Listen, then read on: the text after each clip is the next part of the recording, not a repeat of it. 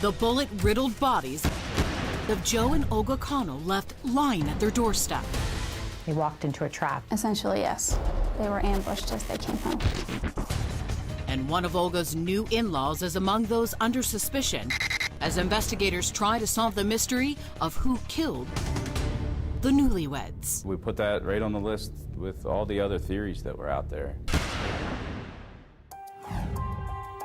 Joe and Olga were a handsome, wealthy couple who had been husband and wife for a little more than 3 months. They went to the Caribbean and got married like on a beach and honeymoon there. It was wonderful. Never imagining that when they promised to love each other till death do them part, that they were destined to share just 107 days of wedded bliss together. He was so happy with her, and she was happy with him. The attraction had been instant after Joe and Olga, both in their 30s, met at an online dating site. It really hit it off.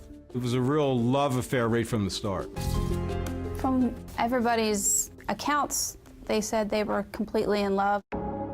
It was apparent the two were well-matched and similar in many ways, both of them well-liked for their friendly, vibrant personalities and lust for life.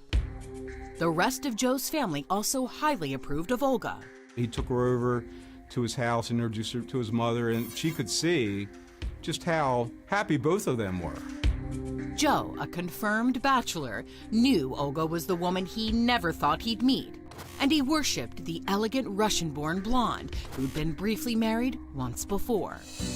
That was legitimately the love of his life. His world revolved around her. If you were disrespectful to her, you were no longer part of his life. And during their short time together, Joe and Olga enjoyed a dream life, indulging their love of boating, deep-sea fishing, and lavish vacations in exotic locations. They traveled a lot. They loved fine dining, buying caviar and whatever Russian delicacies she really liked. Joe lavishing every luxury his money could buy on his new bride, including a $100,000 Mercedes. It was a really beautiful convertible, so they went in style. But Joe could afford it as the co-owner of a booming upscale auto repair business. It did like $1 million a year, and it would only been around for a couple years. Olga, a one-time stocks trader, could take a great deal of credit for the success of the operation. Olga was a part of the shop. She worked there. She was a big part. So when people walked into that shop, they were greeted by this very attractive blonde Russian woman with an accent who was super nice, super friendly, super personable. Joe and Olga had good reason to be excited about their future together. They were planning to start a family. But Olga and Joe wouldn't get the chance to be mom and pop. Both their lives about to be suddenly snuffed out on the very night they're celebrating Olga's 39th birthday at a local night spot, where the love-struck couple share what will turn out to be literally their last dance. They had stayed to dance some more and have another drink. Then head home to a date with fate.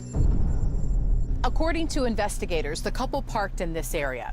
They retrieved their mail from this spot, and then they walked right down this sidewalk to their building and ultimately to their death. Newcastle County 911.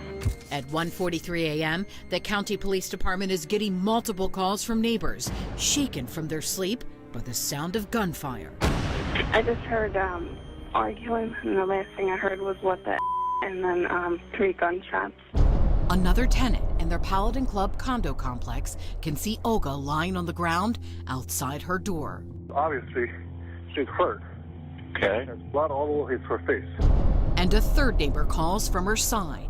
I think she's cautious, but she's pretty weak. Okay, is she able to talk at all? She might, but I'm not sure. Now other residents have also come to Olga's aid. Is she still breathing? I think she's bleeding, but she's in trouble. Okay, we're almost there. I just want you to keep her comfortable and just make sure she's still breathing, okay? Next, police arrive at the scene to find a horror beyond anything they could have ever imagined. We have a second victim in the bushes here. A white male, multiple gunshot wounds. But Olga is still clinging to life. Everyone's with her now. She is breathing at this time. And cops are hoping she can hang on and tell them who done it. Could she even verbalize any words at all? When I had arrived, the medics were on scene and they were down here working on Olga.